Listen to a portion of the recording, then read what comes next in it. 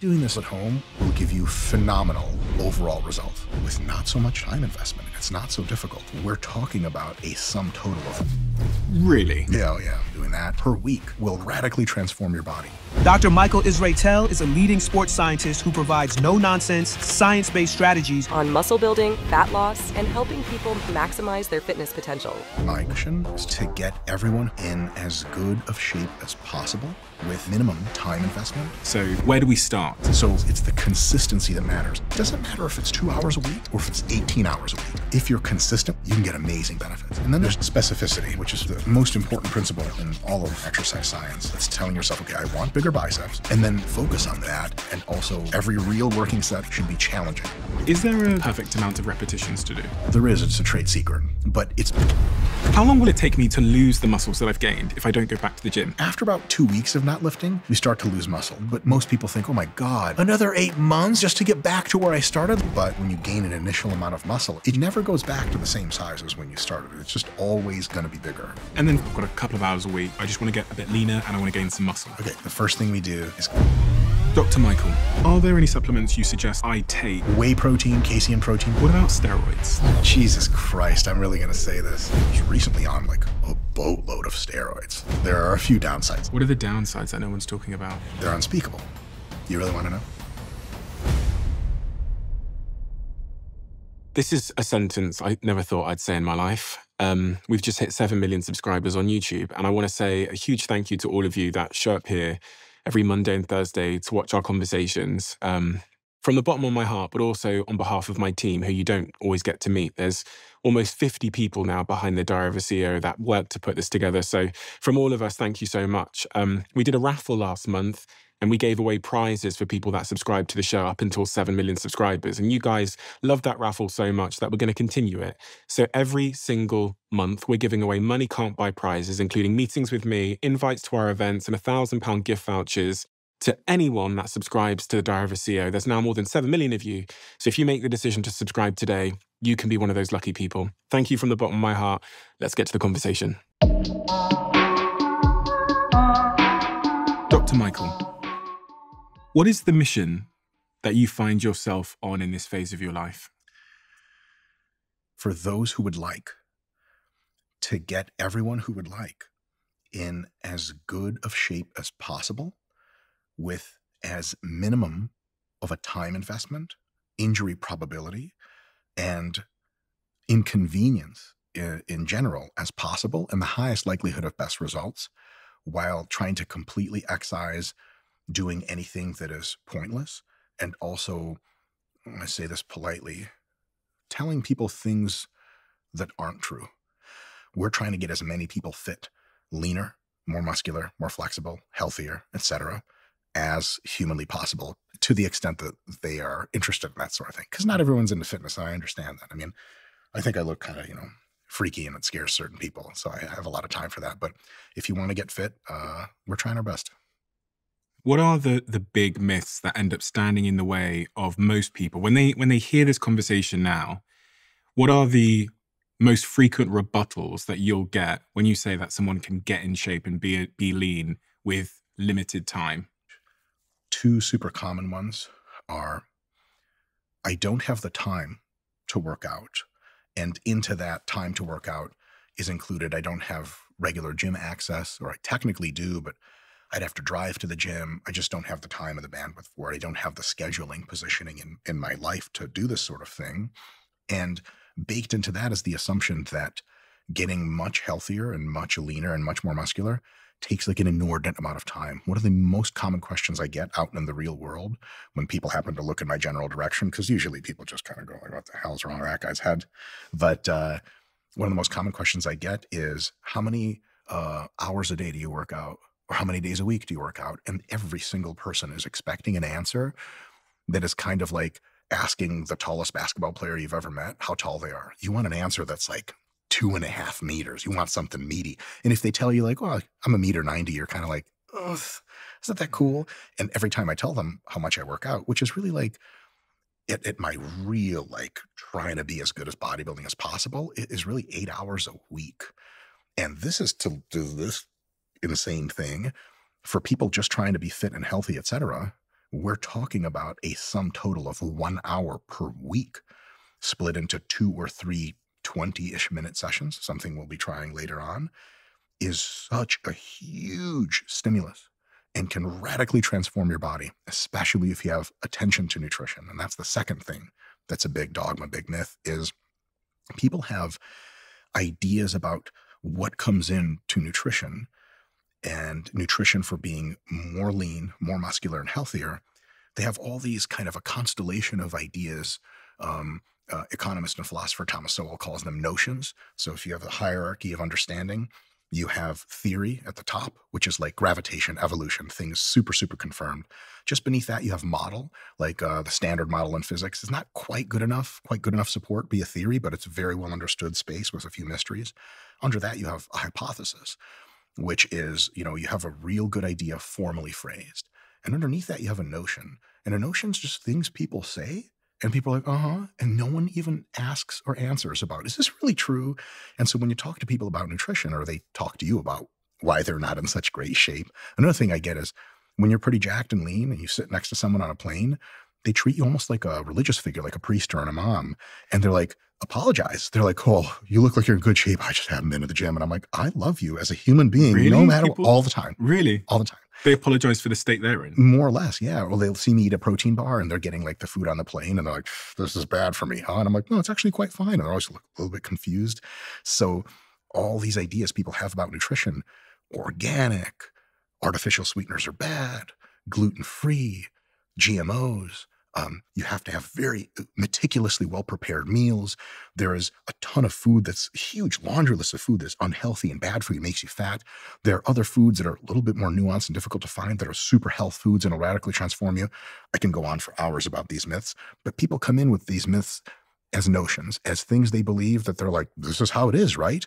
And when you tell them like, actually, that's not true, a lot of them are like, no way, because maybe that's the first time they've heard about it. So you tell people working out doesn't have to last forever. If you do it intelligently, which is what we specialize at RP about teaching people how to do and demonstrating in digital products, you can get into really, really good shape with not so much time investment. And it's not so difficult. Well, it's difficult in the moment as far as you got to try hard, but an hour of trying hard a week is not the end of the world. And then on a nutritional front, they come in and they think it takes all these crazy special things. Like people will watch me eat regular food and they'll be like, you eat that? I'm like, yes. Like, but I thought that, but you need the super special food. I was like, that's never been true.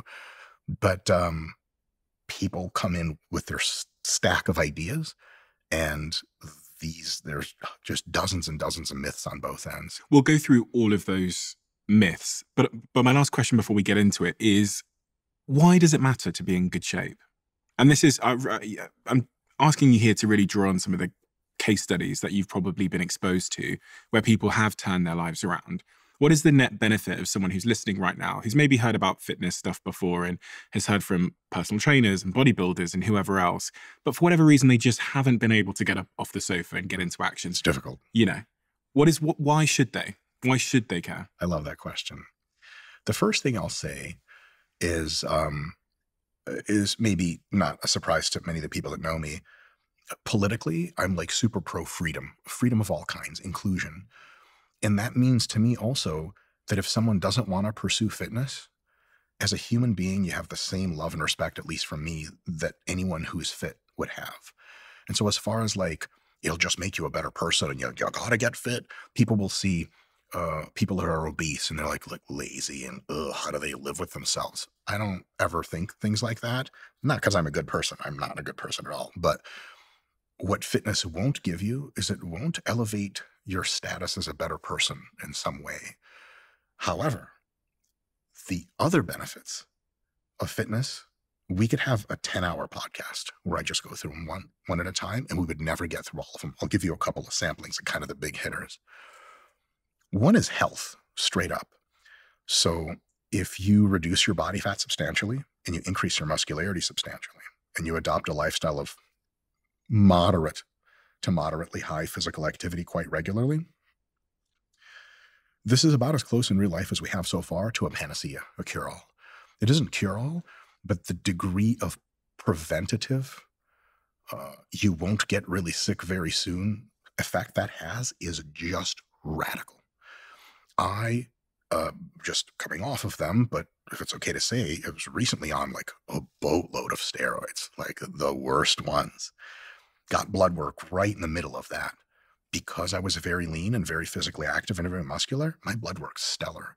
Just being leaner and more muscular and more active just cleans your blood work up like crazy and makes your long-term, it increases your longevity considerably, but it does something I think is pretty close to equally important. It increases the kind of time you're having in your life while you're alive. It makes it way better. It reduces the morbidity. And so, because you can be around a long time living in an assisted care facility and like on machines to keep you, you're alive, sure, but there's something missing there. But if you have more muscle, less fat, and more physical activity, you ever see like an 80-year-old that's like cardio walking down the street and you're like, my man, it'll give you that. So that's a big deal. So health, it'll give you, usually people experience a perception of wellness that's psychological. They just feel better. They feel cleaner. They feel more energy. The cognitive benefits of health and fitness are now being addressed seriously in the literature, and they have been for a little while, but it's kind of swelling. Is unequivocally true now to say that regularly engaging in fitness makes you literally smarter, just straight up. And it conserves your brain's cognitive health for decades into the future as you do it consistently. It's just win all the way across.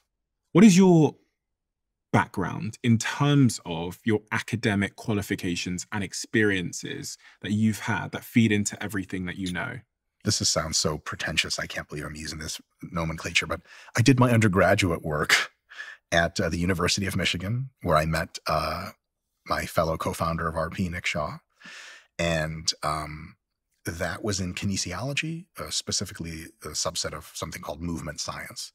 I then went on to do a master's in technically strength and conditioning, but exercise science at Appalachian State University. Then I went for 1 year to go work in New York City with Nick as a personal trainer. At the end of that process, I realized that for my own personal vibe, I just didn't know enough and I wanted to know more. And so I got accepted to a PhD program at East Tennessee State University under the great Mike Stone, who is probably one of the most well-published sports scientists of all time, definitely in the conversation for the greatest American sports scientist of all time. And I went to that PhD program, and that was in sport physiology. And the best way we had of summarizing what it is we were learning is the thing we're learning best here is how to take good athletes and make them better. And so I did 3 years of that. It sounds like it's like a prison time. I did 3 years in ETSU, and that was the conclusion. I was a terminal degree. I got a PhD in sport physiology. And then I spent, 10 years in various professorships, teaching and doing some research and all this other stuff. I'm no longer a college professor, mostly because there's only so many things you can do at the same time. And it was kind of like, this YouTube thing is getting kind of insane. So it's time to pivot to that. But I'm still actively involved in research. Our company funds research. I still look at manuscripts. I still co-author. So I'm still involved in that capacity as well. So I want to start with the start. If someone's listening to this right now and they have walked into this is your practice, this is your hypertrophy practice, let's say, this table, and they sit there and they say, I would like to gain more lean muscle mass and I'd like to lose some weight. I live a busy life. Where do we start? What's step one? And I'm actually going to hazard a guess at step one and to see if I'm correct. But for me, step one is quite psychological, because it's all well and good me having the tactics and strategies and the information. But if I don't have the motivation, none of it's going to matter anyway. So is step one psychological in some way? Absolutely. My God, you should just be taking my job at this point. No, but okay, I thought so. I thought that was. So what would you do for me to get me in the right psychological mindset? I would even take a step back before that. Okay. The first thing we do is called a needs analysis in formal sports science.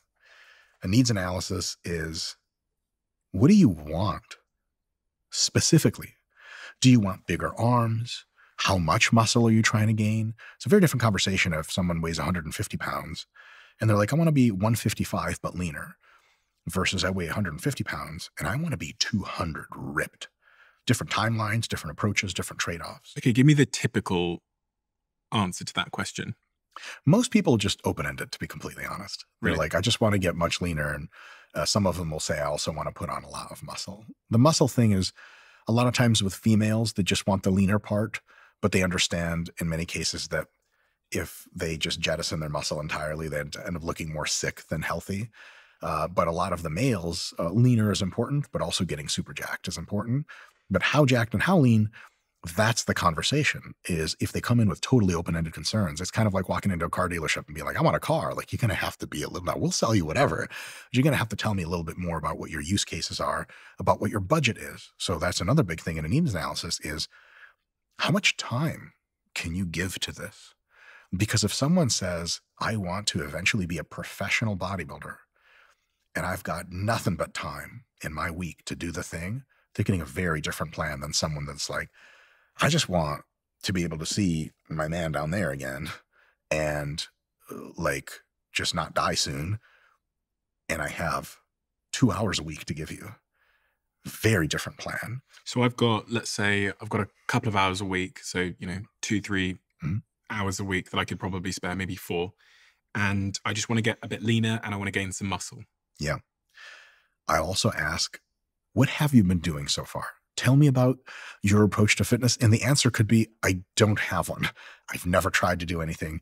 Once we get a lot of that information, I don't want to say the plan writes itself, but sort of almost. Now we really, really, really have all the details to fill in the blanks. And then from there, once you've done that sort of needs analysis and you've understood the investment that they're willing to make, you understand what their goals are, you understand their current approach to fitness, what becomes step 2? So if, again, I'm trying to embody the viewer here who's trying to change their life. Yeah. And get going for. Step 2, oftentimes, just to keep it, we definitely do nutrition if you'd like. So please cue me in for that. But I'll just use training as a quick example here. A big one is, do you go to a gym? Can you make it to a gym? Or are you going to be training at home? Because training at home is a bit of a different world. You can get amazing results at home, but we need to make sure you have the right equipment. And it's super minimal. 2 20-pound dumbbells. I like that you're looking over at the dumbbells like, Are those 20 kg dumbbells? They're 20-pound dumbbells. Is that what I need at home? For many people, 20, like adult males, quite spry like yourself, 20-pound dumbbells at home will give you phenomenal overall results. Yeah. What is that, 9 kgs or something? Oh, here we go. Your assistants are quite strong, by the way. Thank you. Do you fight crime in your spare time? Okay, so these are 20-pound dumbbells. You're just showing off now. But these are what I need at home to do a workout. Yeah, somewhere between 10 and 20 pounds, 10 for smaller, lighter females, 20 for larger, more strong males. Somewhere between that, 2 of those dumbbells at home and a little bit of floor space can be the beginning of an absolutely revolutionary workout program. Really? Yeah, yeah. So give me the starting position and the end position that I could get to just with these dumbbells at home. If you properly control your diet and you haven't really lifted weights before, and you're, let's say, 30, 40, 50 years old, in a 6-month time span, we can reliably get you to gain 5 to 10 pounds of muscle, which if you go to the store, what is that like?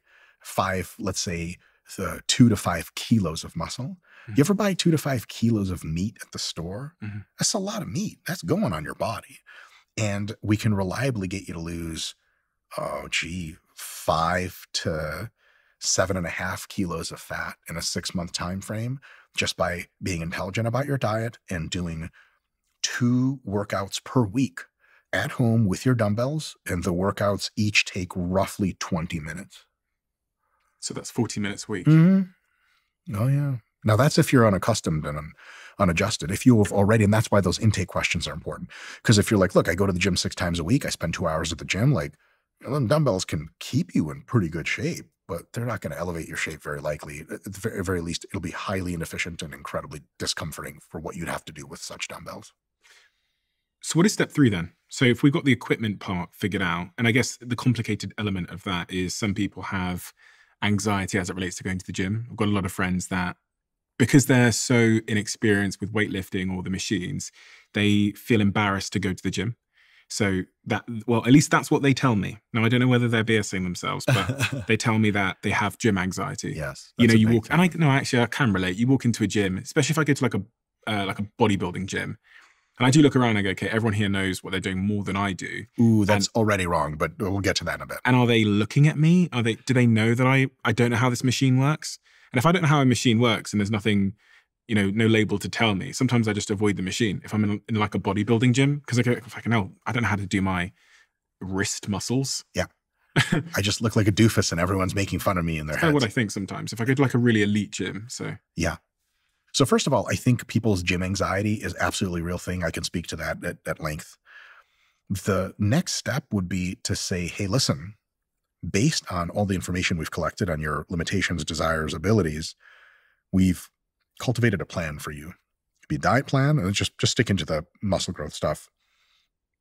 Here's your plan for your training. And we actually have an app for this sort of thing where we would say, okay, here's how you type in all your stuff in the app. The app will create a plan for you, and it'll tell you, here's what to do for warming up. Here's, you know, you pick a weight, it tells you how to pick your weights, and then it programs the rest of your 2 months of training for you. You fill in the how do I feel? How am I recovering? It'll take care of everything else. And if you ever get confused, you click on the exercise and it opens up a video with an audio demonstration of how to do it and of someone, a professional bodybuilder, doing the thing. And you go, oh, that's what bicep curls was. Okay, got it. So now you have all the answers, and you don't have to have our app. We think it's nice. You don't have to have it. Just whatever kind of plan you have, that's your little map of the Caribbean Sea with the X's and the pirate ships. And you know exactly where to go. And it's you, your app or your map of how to train your program, and everyone else, like in the Avengers movies, just floats away. There's no one else. There's not even any other machines. It's you and the bicep curl machine.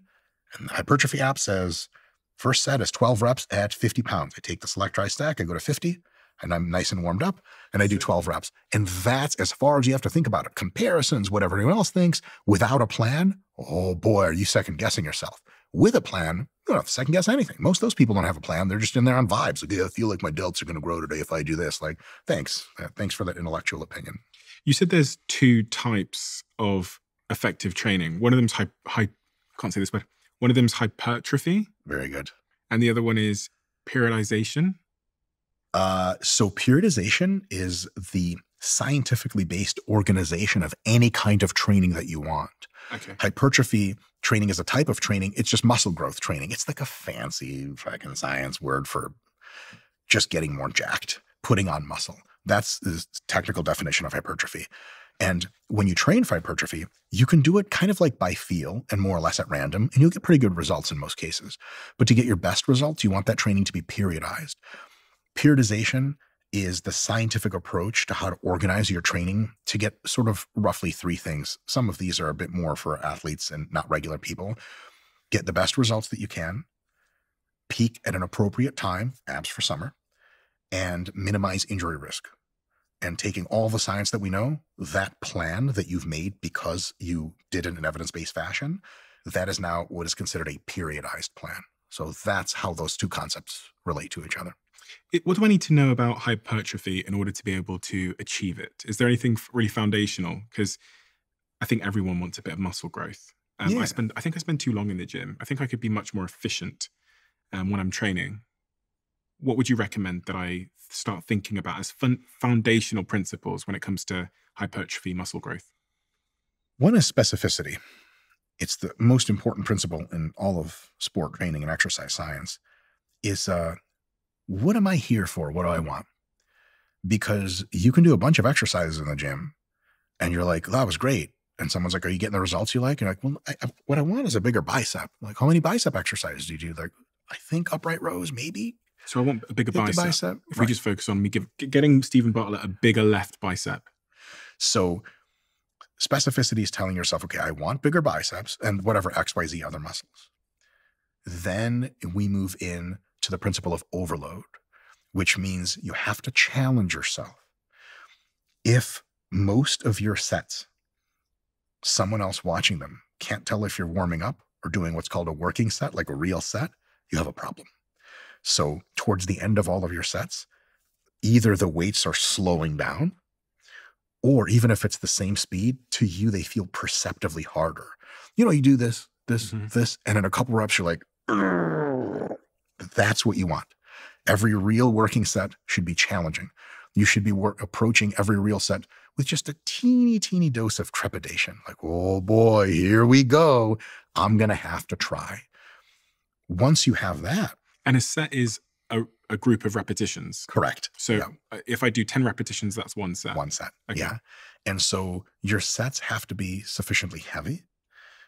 Anything between roughly 5 reps per set and 30 reps per set, where the last few reps are getting close to you not being able to use good technique and lift the weights, check plus. So there's not a perfect amount of repetitions to do?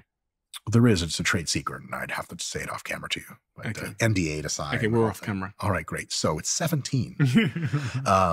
There's just tons of contextual nuance kind of stuff. Some of their muscles will respond better to sets of 5 to 10. Other folks, even the same person could have muscles in their body that really respond better to sets of 20 to 30 and everything in between. But generally you get in the exercise science data, you'll have a group of people training for sets of roughly 5 reps, and another group training for sets of roughly 30 reps. And their change in muscle growth over 8, 12, 16 weeks is statistically undifferentiable, which means if I delabel the groups and you don't know which one's which, you can't actually tell me who trained with higher reps or lower reps. For muscle growth, it's roughly the same. That's so crazy. We're using the same weight. I'm guessing. No, different weights. Different weights. Okay. A weight that is challenging for 5 reps is much heavier than a weight that is challenging for 30. Okay. So I do wonder this all the time when I go to the gym. I wonder if I should be doing, 30 reps of 10 kg on my bicep, or I should be doing 10 reps of 20 kg. They're both right answers. No wrong answers there. And they both have the same chance of growing my muscles, as long as the strain that I experience subjectively is difficult at the end of those sets. Correct. Okay, interesting. Which is really good news, because that's like another thing you don't have to worry about.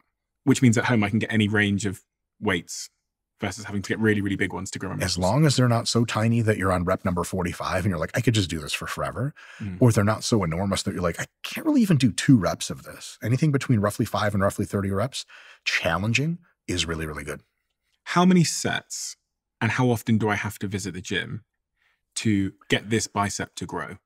That answer depends on how much you've been doing before. Okay. But if you're new to the gym, 2 sessions a week with 2 to 3 sets per session for your biceps is something that's going to cause months and months and months of consistent progress. Really? Can you do more? Yes.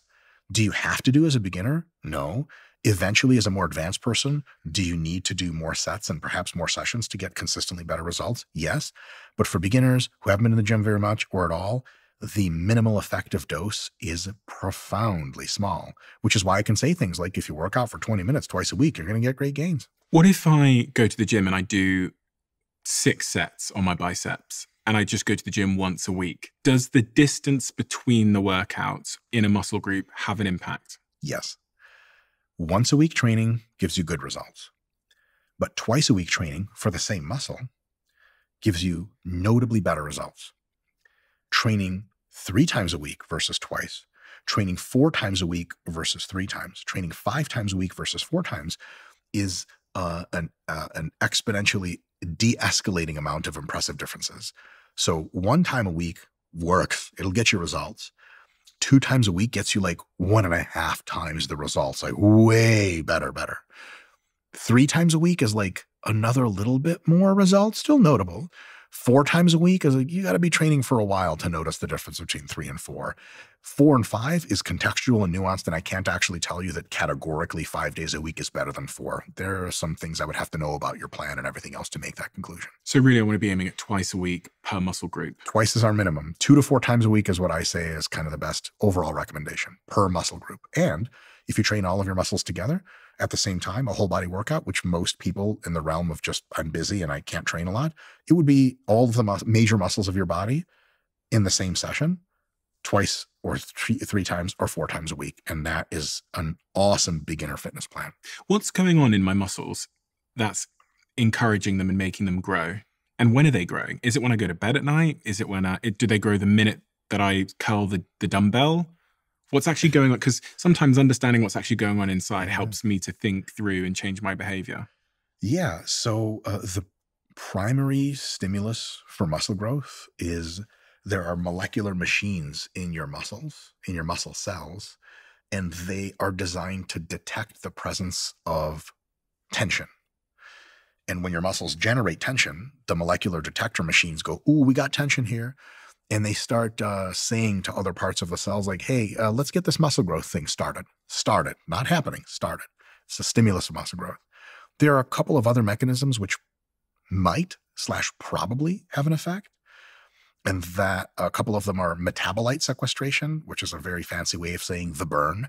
You know, at the end of a set, you're like, the metabolites, the byproducts of training, if they accumulate to high levels, it's been shown in tons of animal studies and a few human studies that like mechanistically, they might also tell the molecular machinery that grows muscle for you again later to, hey, get the muscle growth process. Another one is the pump.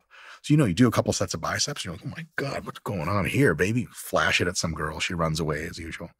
And the actual cell swelling itself might play a causal mechanistic role in generating more muscle growth. But we know it's probably at least 80% of the muscle growth anyone will see is because of those receptors for tension. Muscle growth, as soon as you leave the gym, is a negative because the gym is catabolic. It breaks down your muscle. Actually training breaks down more muscle than it builds.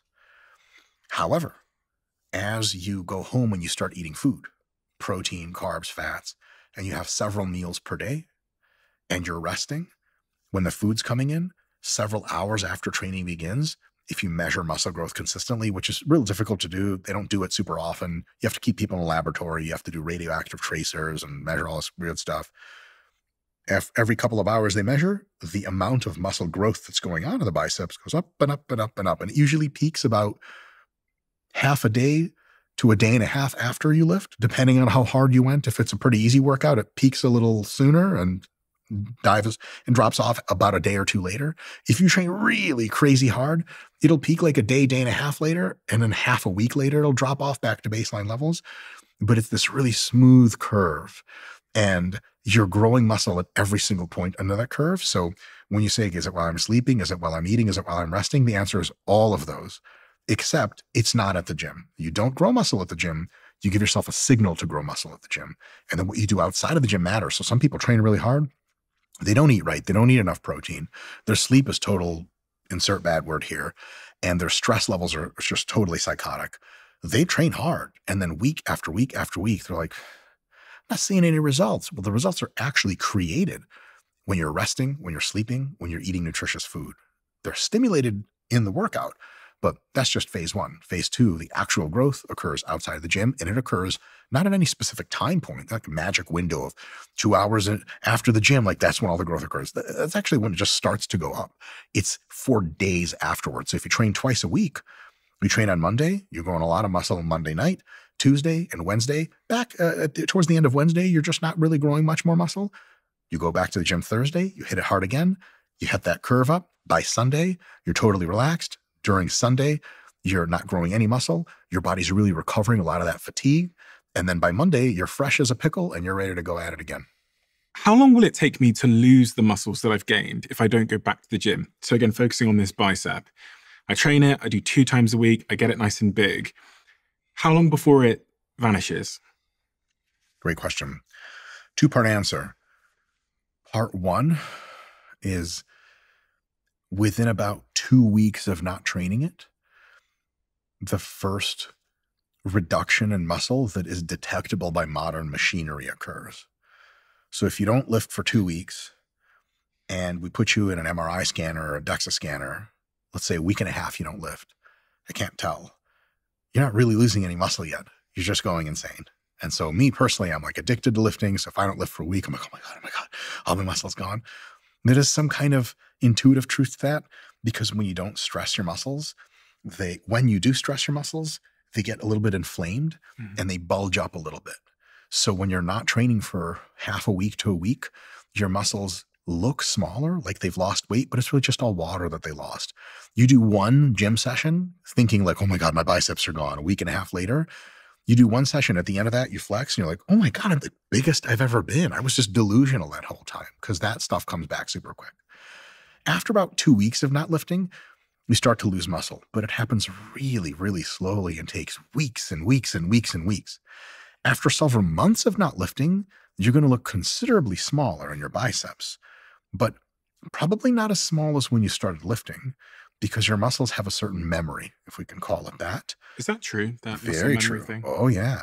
And so a lot of times when you gain an initial amount of muscle, especially if you've been at it for years, it just never goes back to the same size as when you started. It's just always going to be bigger until you reach your 80s or something like that. That being said, yes, you will notice reductions in size. So 2 weeks is the direct answer there. And it's going to take weeks and weeks and months to recede. However, here's part 2, and this is awesome news. Because of that muscle memory situation, however long it took you to gain the muscles initially, it's going to take you an order of magnitude, a factor of 10-ish or so less time to get it back. If you've been more jacked before, if you've had bigger muscles, they come back to their old size. If you lifted for 8 months, you got a bigger bicep, and you stopped lifting for 3 months, and it looks about the same as when you started. If you're really careful, like, okay, it's a little bit bigger, but really it's just back to square one. Most people think, oh my God, another 8 months just to get back to where I started? Like, forget the gym. The truth is, after roughly about a month, maybe as little as 3 weeks, you're going to have the same size biceps that you did in your peak. Because the degree to which your tissue grows, if it's been a certain size before, especially if it was notably bigger than normal and you held that around for a few months and a few years, it comes back in a way that is so fast. If you experience it yourself, it's like you don't believe that it's happening to you. Have they been able to scientifically test this? Oh yeah, all the time. Yeah, retraining studies, detraining, retraining. Oh yeah, they've done studies where they purposefully lift for a while and they stop lifting for a long time and they see how long it takes to get back. And there's one study I'm familiar with offhand that there's a group of people that trained consistently for multiple weeks, and there's another group of people that trained consistently for a few weeks and then took 2 weeks completely off in the middle and then just started retraining again for a few weeks later. Both groups had identically sized differences in muscle at the end of the study. And so you're like, okay, so that group that trained consistently never took 2 weeks off. Could we say that they purposefully dunked 2 weeks of their time away for nothing? Yeah, your body goes right back into regaining old lost muscle so rapidly that this is such great news, because look, let's say you lifted consistently most of the year. Holiday season comes up, winter holidays. You're not going to the gym as much, maybe not at all. 3 weeks later of no gym, you look at yourself, you look a little small or kind of deflated, and you're like, oh my God, I'm going to have to restart all this from scratch. Nope. 2 weeks later, you're in the best shape of your life again. If you left the gym for 6 months, 1 or 2 months later, you're in the best shape of your life again. That's how rapidly it comes back. So it's really good news for anyone who hasn't been in the gym and is feeling guilty about it. Go back, get consistent again. You're just going to skyrocket. That is very exciting. Because we always have, sometimes it's the trough, the couple of weeks off that makes us demotivated. Because that's crossed my mind before. Oh my God, that took me 3 months to get there, and it's going to take me another 3 months to get back. But what about, so if I'm training that bicep, how have I got to think about stretching and warming up before I get going with my training? There are many ways to do it, but there's some research on this recently, actually. You don't need much. One of the simplest ways to warm up that we recommend at RP, and our app has it in the instructions. Let's say you have your final weight already picked out. Like last week you did 20-pound dumbbells for sets of 15. This week it's sets of 16 with a 20-pound dumbbells. What you want to do is you want to do very lightweight, maybe the 5-pound dumbbells for a set of 12, just to get everything moving and grooving. Good technique, same technique you're going to use. 30 seconds of rest, a minute of rest. You pick up the 10 or 15-pound dumbbells, and you do a set of 8 reps. It's a little bit more challenging. You're feeling your groove a little bit, but your body's already more warm. Your nervous system is more active. Your muscles are more pliable. You rest a minute after that, and then you'll pick up the weight you're actually using, the 20-pounders, And you'll do a set of 2 to 4 reps with them just to get the feel of that heavy weight that you're going to be doing, to acclimatize not just your muscles and your nervous system, but your psychology to like, okay, this is the business weight that I'm going to be using. So 12, 8, 4. Rest another 30 seconds. First working set of whatever, 16 reps, you're up. When you have multiple exercises for the same muscle group, you just need to do one set of like 4 to 8 reps in that middle weight range between 0 and whatever you're going to do, just to get the feel of the exercise, because you're already generally warm in that area. One little warm-up set, rest 30 seconds to a minute, and then hit your first set. If you're switching which muscles you're using, like you were training chest, but then in the same session, you started training back, that first back exercise, 12, 8, 4, the weight goes up, up, up, the reps go down, down, down, just a little bit of time between, and then you hit your first work set and you're good to go. You don't have to do cardio before. You don't have to get on the treadmill. You can if you like it. You don't have to do some kind of cardio warm-up. You don't have to do any kind of stretching or anything like that. You don't have to do any kind of weird Bosu ball band around your neck, crazy potentiation exercises. Just that little ramp up is basically in 98% of all cases exactly and only what you need to do. What is a warm-up? What is going on physiologically inside my muscle? Because we all just warm up, and I don't think anybody actually knows what's going on. Yeah.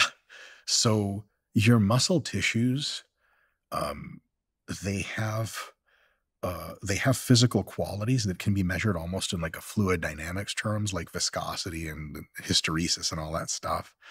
And so when you're very cold, a lot of times there's kind of a frailty implied there. As you're warming up, you're sending blood to around the muscle. The muscle itself is literally becoming warmer. And a lot of those kind of tight structures that are, they're proteins that are made of kind of stretchy material, they loosen up a little bit. And that allows you to go through that full range of motion in training and not actually get hurt. And that's from the muscle perspective. You also get some kind of chemical stuff that happens, and certain structures fill up with chemicals, certain structures, chemicals go down, and that gets you ready to perform super hard work. But that's part of the story. The other part is the nervous system, because your nervous system is also getting warmed up. And in technical terms, it's called potentiation.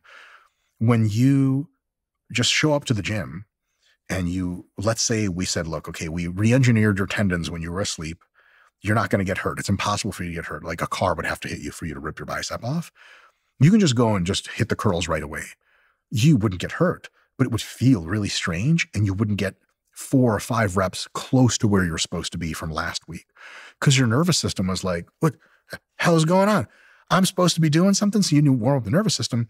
A part of that is literally like the actual nervous system itself down to the cellular level is flushing all kinds of metabolites through. The connections are getting stronger. You're sort of doing a little bit of kind of mini rewiring of primary motor cortex to say, oh, we're doing curls. This is how you execute this pattern. Another part is technical. Like, oh, this is the technique I'm going to do. Okay. Because if you just get in the muscle and just do stuff, like imagine if I told you like, hey, here's a ball, just like go shoot some hoops, just hit that, 3-pointer shot. You're like, I need a couple shots to remind my body of what it's like to shoot the basketball. Same idea for lifting. You need to remind your body of what a curl motion is. And if you remind it a couple sets in a row, by the time you hit that real working set, that 4th set, your body's like, oh, I know exactly what I'm going to do, which parts of the muscle I'm going to activate to contract, which other parts of other muscles I'm going to activate to relax and co-contract to make this whole thing happen. What are the other sort of common mistakes people make when they go to the gym or they start training or they start exercising? So there I've kind of ticked off not stretching and taking on a heavy load too quickly, but also ramping up volumes and loads too fast. So that sort of overstrain before my body is ready for it. Are there any really other sort of common, obvious mistakes people make that inhibit their progress? One of them is a failure to pay attention to good technique. Okay. There are sort of some universal principles of what is good technique in the gym for muscle growth. One of them is, are you moving in a way that properly activates, stimulates that muscle to actually get it to grow? Because if you do a curl that arcs up, it does a lot of bicep. If you do a curl that arcs back this way, because the bicep is being pulled one way and pulled the other way at the shoulder and the elbow, it ends up doing more of stabilizing contraction than actually being the prime mover for the movement.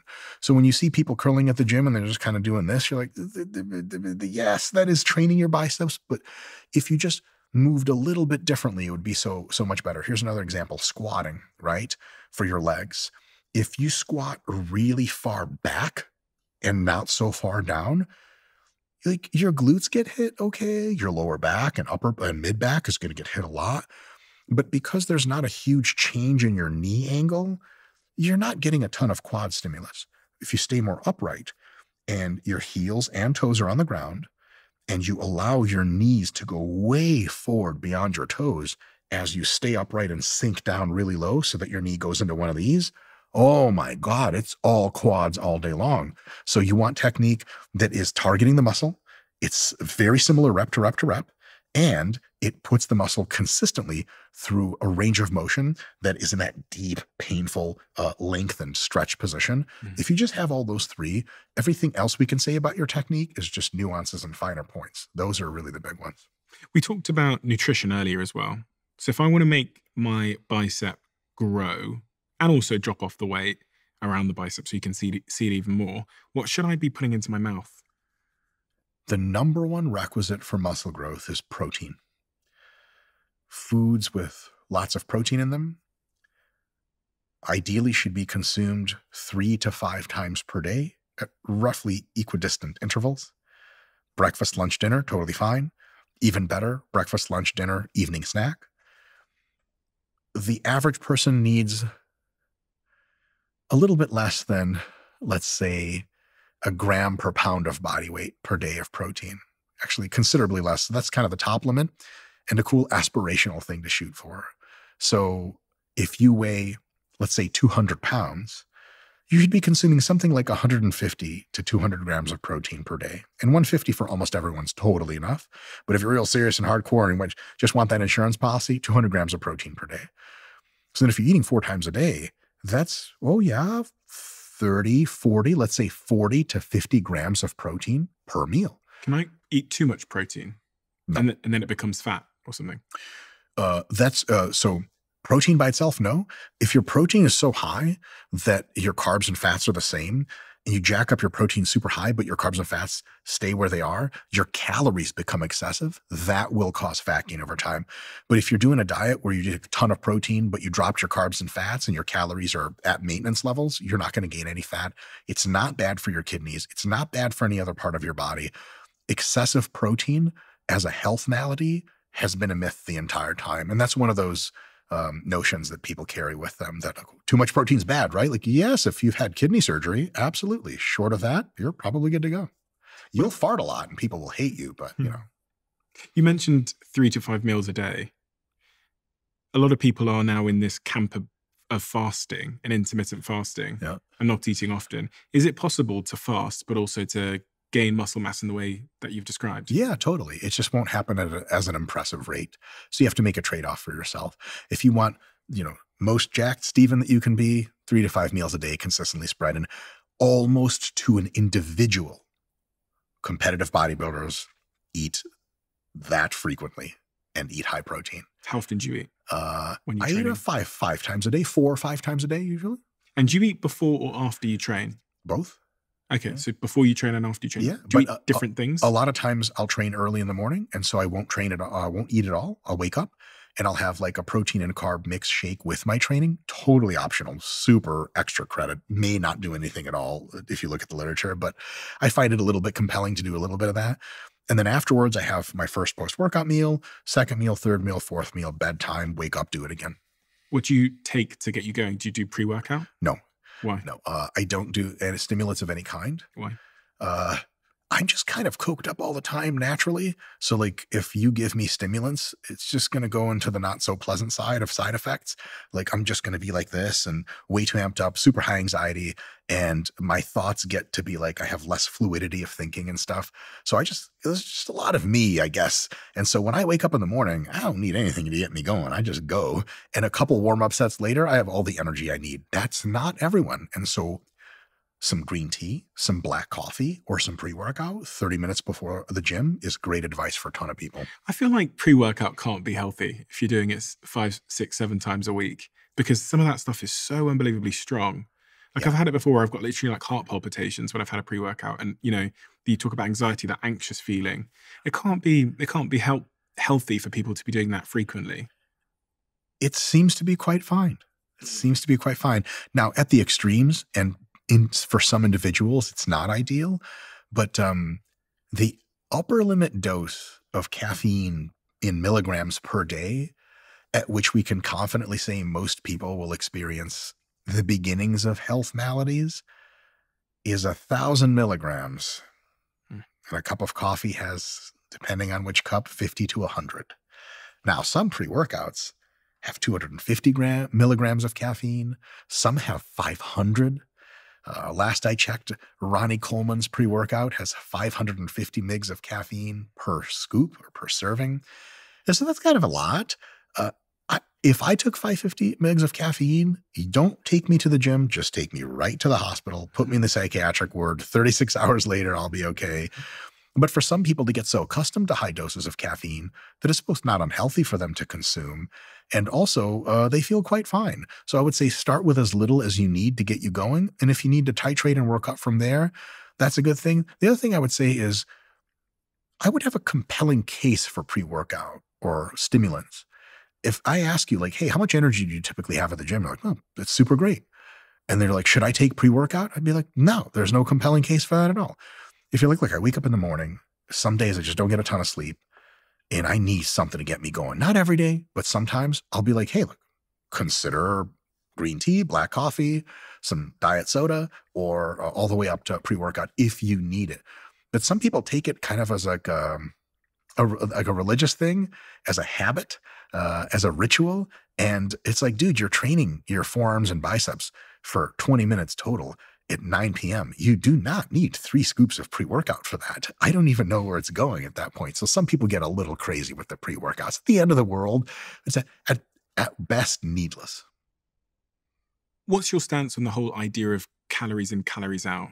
A lot of people just focus on that as their sort of their script to lose body weight, lose body fat, and gain muscle. Is that a useful frame to use? And why do so many people fail at it, if it is a useful frame? Most people fail at it because they don't consider both the calories in and calories outside of the equation. And a lot of people fail because they're very bad at estimating food amounts and calories. Someone will say like a tablespoon of peanut butter. Stephen, have you ever actually seen a tablespoon measuring cup? It does not look like mom's tablespoon where she takes the peanut butter and goes, bah! That's like 4 tablespoons. And so but I'm eating the calories, blah, blah, blah. Every time you take people into what's called a metabolic ward, which is a study center where you're not allowed to have visitors that bring you food. The workers only give you the food that you need, and all of your exercise and your output is controlled and monitored, and so is your intake. No one has ever violated the laws of thermodynamics. We give you a certain number of calories and we expect you to lose a certain number of weight. There's a variance about that, but you're going to lose the weight that roughly we predict. If we account for all variables, you're going to lose almost exactly the weight that we predict. So calories in, calories out is incontrovertible. And among 90-something%, 98% of people who do research in the field and are scientifically literate and educated, calories in, calories out is not controversial. It never has been. There are some people who say, well, like calorie counting didn't work for me. That's probably because you did it wrong, or you weren't even concerned about how much protein you're taking in or how many carbs or how many fats. There are other details that matter. Like if you say, I need a V8 engine in a car, that's all that matters. Like, okay, well, there's no steering wheel, there's no pedals. Cool. Like, well, okay, I need those things too. So calories in, calories out is the very core, because without an engine, you're not going anywhere. But what types of foods you're eating matters a little bit. Are you getting enough protein, carbs, fats? That matters a bit too. So people like to just bash calorie balance and calories in, calories out as, well, it's totally myth. It doesn't work. No, it works great. It's just not always enough to get you in the best shape you can. But if you do it right, as far as net balance weight gain or weight loss, calories in, calories out is actually the only thing that matters. Tissue-wise, is that gain mostly muscle or mostly fat? Is the loss mostly muscle or mostly fat? That has not so much to do with calories. It has much more to do with proteins, carbs, fats, the quality of food you're eating, nutrient timing, and all the rest of it. So calories in, calories out is amazing, super explanatory, critical, but it's just not the whole picture. And that's really it, I guess, because so many people say they've heard about calories in, calories out, but they fail at maintaining it. Now, that's really about motivation and the psychology of doing such a thing. Some people have said to me that our bodies want to defend our weight. So if we start eating less, we'll become a little bit more hungry. If we go for a run, after the run or after a physical exertion, our body will try and make up for it because it's programmed to try and defend its weight, because its weight correlates to our ability to survive. Why do people fail at it? One of the reasons you said is because, you know, they're not actually measuring the calories correctly, but the psychological reasons that it hasn't worked for some people. Can you think of many? Because when people talk about calories in and calories out, if you look at the comment sections on those videos, people say, I've tried this and it didn't work. Okay. So first of all, I typically don't look at comment sections of videos because comment section is not representative of the population. It's not representative of the people that watch your videos. It's not representative of the hardcore demographic that watches your videos. So just as a statistical artifact, every single claim by people against calorie balance in that comment section could be true for them, but they represent 1% of the population. So 99% of people, it works just fine. For 1%, they get into some kind of trouble. Usually that trouble is they didn't count calories properly. They didn't account for macronutrient profile, proteins, carbs, fats. They didn't account for nutrient timing or the kinds of foods that they're doing, and so on and so forth. And another one is, like you said, sustainability. How long do I have to count calories for in my life for me to get the body that I want and keep it? It's sure shit not going to be forever. So what I'll do is I'll count calories for a few months. I'll lose a lot of weight. Then I'll go back to eating on vibes and the weight comes right back. Absolutely. So better than just counting calories, what we want to do is instill people with good eating habits. If you learn how to construct meals made of lean proteins, veggies, fruits, whole grains, healthy fats, you know roughly how to see how much food you need and how much food looks at least like it's what you eat per day. If you're checking your body weight relatively often, and when your body weight starts to get a little higher, you kind of clean up your diet a little bit. And when your body weight's nice and low, you get a couple cheat meals, couple kebabs, burgers and stuff. That's all good. If you do that and you have those healthy habits, whatever weight you lost on calorie restriction, you can maintain with very, very little work, not counting a damn thing, just on good habits. But if you counted calories, you do some weird diet where you only eat like 2 orange slices and protein shakes or something, yeah, the calorie counting will get you wherever you need to go. But then afterwards, you're like, the diet's over. And you're like, okay, so now what do I do? Like, good luck going out in the world and eating the same diet that got you fat in the first place. That's the big kicker. People might say it takes too much time to count calories. It leads to an unhealthy relationship with food. I think there's a big movement at the moment to try and get calories off menus because it's said to increase the amount of people that have eating disorders and things like that. Is that a conversation worth entertaining in this regard? Sure. Very few people will develop eating disorders based on increases in information they are presented. I would actually call that eating order instead of eating disorder. Most people who get eating disorders are highly at risk genetically and with a few other social circumstances. Eating disorders are, for example, the most deleterious eating disorders, anorexia nervosa, seen not exclusively, but almost exclusively in females of reproductive age. They ain't calories on a menu doing that. That's something you bring into the table. Usually because you have the genetic proclivity for it, and additionally because you've been in a social and cultural circumstance where not only were you the wrong person to get ridiculed for your weight, but also a lot of people ridiculed you for your weight. And then you go all careening off on this path where no one can even tell you you're super skinny anymore because you don't believe it. So the idea that you're going to see a much higher prevalence globally in eating disorders from putting menu calorie labels on things is true by this much at the margins, and is just largely not the case. Adjacent to that is this idea of muscle dysmorphia, which affects a lot of people, but specifically men. Roughly 87% of men that are between 15 to 32 years old that experience muscle dysmorphia, which is what? So muscle dysmorphia generally is, for whatever level of jacked that you are, you think you are considerably less jacked, both in reference to yourself and your own desires and in reference to an ethereal make-believe comparator population in your head. So if you were to ask me like, hey, Mike, do you feel jacked? And I'm like, nope. You're like, ooh, not good. Not a good sign. Clearly he's jacked. And then you can ask me, Mike, compared to other 40-year-old Ashkenazi Jewish men, how jacked are you? And if I'm like, I'm probably like bottom 50% for sure, probably bottom 25, you'd be like, okay, he's mentally ill, take him away. That is high-level muscle dysmorphia, a disassociation from any objective reality about how much muscle you actually have. Do people overestimate or underestimate their appearance as it relates to their muscles? Dysmorphia is almost always cataloged as an underestimation. But from your experience working with people, do people think they're more jacked than they actually are? It really depends on the individual. Most people that are in gym culture, that are very invested, if you catch them on their not so great days, they think they're substantially less jacked than they really are. And if you tease it apart via conversation, they'll end up being like, yeah, no, I know I'm jacked, but I'm just saying like, and then it's aspirational. Like for my goals, I'm not as jacked as I would like to be. It's interesting because we typically think of women, I think stereotypically in society, as caring more about their body image. Mm-hmm. But I've read a lot of stats lately that suggest men care equally about their body image, but just in slightly different ways, and about the correlation between their perception of their body image and their own mental health and the link between the two. Sure. Do you see a lot of that? Do you see this link between mental health and male body image? Yes. Huge proportion of psychological proclivities are genetic. The others are very individually acquired. They change through time. It's not as easy as saying upbringing or family environment. So the one consistent thing about how you relate to the world and your own thoughts is genetics. And a lot of the traits tend to aggregate together. So it is true to say on a spectrum, very nuanced, that some people aggregate a lot of negative psychological traits and some people aggregate a lot of positives. And they're absolutely people, everyone's a mixed bag somewhere in between, but there's a little bit of this kind of, I don't want to use a term for another mental illness, a bipolarity to the distribution, right?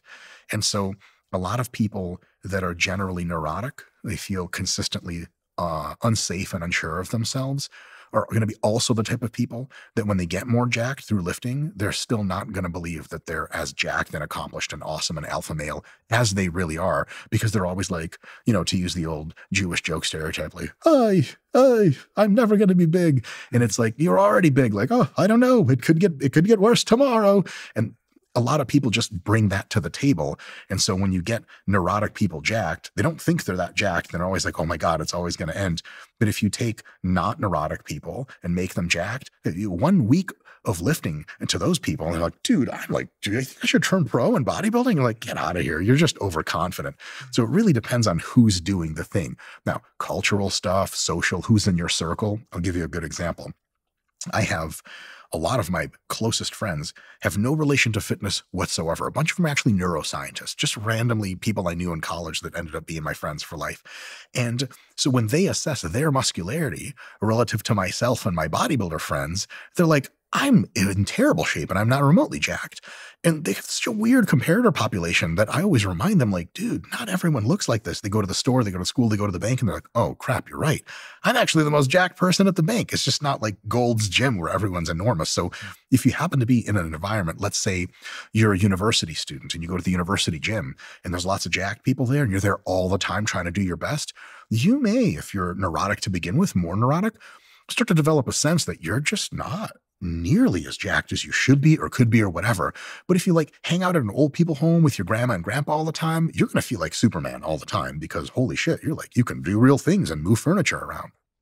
And so then go back to the point about weight loss. If I'm trying to lose weight, what are the biggest myths around weight loss that hold people back and inhibit them? One is you have to be perfect.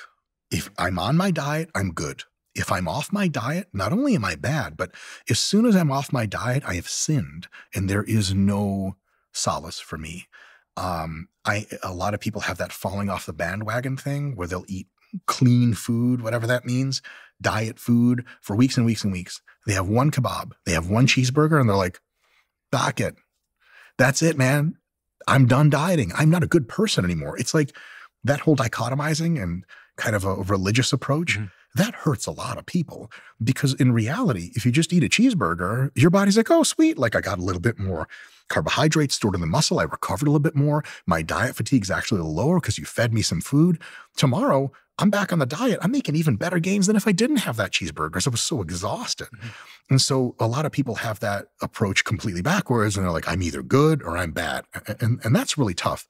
Another one is people think that the approach to lose weight is the same as the approach to maintain it. This is really, really, really nasty because so my wife is a board-certified family med, sports med doctor, and she does a lot of work, international Olympic teams, all that stuff. And she is looking at these formal recommendations from the medical literature. And it's like, here's the kind of diet you need to lose weight. And then she was like, she followed up with some of the professionals and she's like, and so what about maintenance? And they're like, yep. What do you mean, yep? What are you talking about? That's not the conversation. So people think, okay, I'm going to clean up my diet. No more ice cream, no more crisps, no more Cheetos. I'm going to eat super healthy. And then when I get to the weight that I want, I eat continuously super healthy. I never have ice cream again. What kind of bizarre world is it? And so they'll flop back to the other one. Well, they'll try for a few months after they've gotten to the weight they like to just eat completely super healthy, clean, everything like that. They lose a little bit more weight. They're exhausted. They're tired. Their food focus is driving them nuts. They'll eat some ice cream and they'll go, I'm a sinner. And then ice cream, cheeseburgers, up they go. And then they regain all the weight. So a huge myth is the fact that, yeah, when you're losing weight, you got to pay a little bit more attention to what you eat. But once you've gotten to that weight, you both need some time. Roughly every 3 months that you diet hard to lose weight, you should be taking about at least 2 months at maintenance, just maintaining it. So if you weighed 100 kilos, now you're down to 90 after 3 months, for about 2 or 3 months, just stay at 90. Eat mostly the healthy stuff that you were, but throw in a little junk in there. Maintenance, again, is much easier than losing. When physiologically and psychologically your diet fatigue comes down after those 2 or 3 months, you're able, if you'd like, to start dieting really hard again to get to that next goal that you have, or you just live in balance for the rest. But if we tell you like, here's your diet to make you lean and healthy, and you're like, okay, how long do I have to do this? And the doctor's like, forever? What am I supposed to do? I'm never allowed to have tiramisu after dinner ever again. And they're like, well, try not to. That's terrible advice. And not only do medical people too often say that, most people have that in their heads. And it's a very, very untenable situation. One of the big sort of narratives that I was exposed to for most of my life about weight loss is that 80% of it's diet. What do you think about those ratios? How much of weight loss is determined by diet versus exercise? Yeah. Diet has a bigger effect than exercise. As a heuristic, I'm very comfortable with 80-20. There are a couple of reasons for that. One is there's the constrained energy hypothesis. It's also called Ponser's paradox, based on Herman Ponser's work in physical anthropology. And so basically they realize that the amount of physical activity that humans can do has a range. But if you try to get people to like double their physical activity, you say, look, I'm not going to change my diet. I'm going to work out twice as much as the next guy. Your body becomes so fatigued so rapidly, and your metabolism adjusts itself. Your physical activity that's not planned exercise, like how much do you get up when someone calls you? Are you still on the couch talking to them? Or how much do you get up and walk around your kitchen a bunch? Your body makes all these adjustments. So if you try to really outwork a bad diet, it doesn't work. And usually you just come back to the same physical activity because you're too exhausted to continue, and then you failed. Whereas with diet, you can make some dietary changes, principle-based, like stop eating junk food every day and just eat 2 pieces of junk food on Friday and 2 pieces of junk food on Saturday. Just that alone is sustainable. Your body, as long as these are filling foods, a lot of veggies, fruits, whole grains, lean meats, you're not hungry. You're just like, damn it, I want a bag of chips. That's not a reason. That is mostly psychological. It's not physiological. And thus dieting is just able to take bigger chunks out of your calorie balance equation without completely destroying it. That has limits as well. You can't diet forever, so you have to take it in chunks. Another thing is this: in order to burn a lot of calories, to lose a lot of weight, you got to do some serious work. The average person will burn something like 100 to 150 calories per mile run. Oh my God. You start thinking about it like a donut has 300 calories. How fast, Stephen, can you eat a donut if I time you? 5 seconds. No problem. Boom. You going to run 3 miles after you eat each donut? No. It's insane. So taking your diet, cleaning it up, reducing the junk, reducing the calories is not that hard. But if you try to fight off the nasty extra junk food calories you're taking in with exercise, it's kind of like a 3-to-1 fight. You eat 2 donuts at your work function after work, you got 6 miles to run that day. Nobody doing that. And that's why diet is such a huge factor. It's so easy to do quote unquote damage with it. And it's much easier to take control of it versus with exercise. The boundary layers are just smaller. And what you would have to do to fight the bad diet is just grotesquely large and outside of those boundary layers. I think this a lot because I think people typically assume that the way to lose weight is to go do a run. Yeah. That's typically, you'll see people in the gym, and if you ask someone why they're on the running machine, they'll probably say, I'm trying to lose some weight. Yeah. It helps a little bit. But if you run and you burn 200 calories extra per day, 3 days per week, that is 600 extra calories you're burning through the week. That's good stuff. You can lose some decent weight like that. Aren't you just going to be more hungry, though, afterwards? Typically, exercise does not dependably increase your hunger in most people. So depending on the context and the individual, it's not a dependable thing to say that doing more exercise necessarily makes you more hungry, which is kind of cool because usually you're not really any more hungry. And if you stick consistently exercise, but you control your diet, you're good to go. However, is there a psychological component to that where because I've done the run, I now feel like I deserve it? Oh, yeah. That's huge. And some people do have a hunger response, but what you put in your body after that could be really healthy stuff that doesn't have a ton of calories, is really filling, or it could be like, we're done running, pizza and beer, and then that's really bad news. But real quick, so let's say you're burning 600 calories extra per week by running 2 miles at a time or whatever. You run an extra 4 miles per week, right? 600 calories per week. Okay, what is that? Well, to burn a pound of body fat, you need to get 3,500 calories per week out of your diet or do 3,500 extra calories of activity per week. 600's a drop in the bucket to that. You'll never notice. I mean, yeah, after a year, you'll lose like 2 or 3 pounds or 5 pounds or whatever. Nobody thinks in terms like that. But if they were to simply alter their diet and keep training to keep the calorie burn at a moderate to high level, but take food out of their diet, especially through junk food, the total calorie sink deficit they can make for themselves is now in the hundreds of calories per day. Now you're losing a pound of fat every week. Now you're having big results. Is there a preference between doing cardio or strength as it relates to long-term weight loss? Because I'm thinking if I've got more muscles, then surely my body's going to need more, it's going to burn more calories. Just by a small margin. Oh, really? Almost unnoticeable. Yeah. So your body versus my body, you're not burning more calories. How much do you weigh? 90, I don't even know it in pounds. It's about 92 kilograms. Okay, solid. So I currently weigh which is about 98 kilograms. 202 pounds. So 202. So I weigh like 216 to 220 right now. So we weigh not too far off each other. Not too far off. So even though I have considerably more muscle. In your opinion. In my very biased opinion, I might add. No dysmorphia here. I would be burning a teeny bit more fat or more calories per day because of my higher muscle mass, but it's mostly my absolutely higher weight. So for example, the people in the world that burn the most calories and need the most calories to sustain their body weight are the fattest people in the world. That like lady that weighs 800, 900, 1,000 pounds, like just to keep her the same size, it's 15,000 calories a day. Wow. And if it was all muscle and no fat, somehow she was 1,000 pounds of muscle, which would be sweet to look at. She would be burning like maybe 16,000 calories per day instead of 15. And probably even that's an exaggeration. Muscle mass doesn't help you burn tons of calories. That's not what it's there for. It is incredibly good for your health. It is incredibly good for how you look.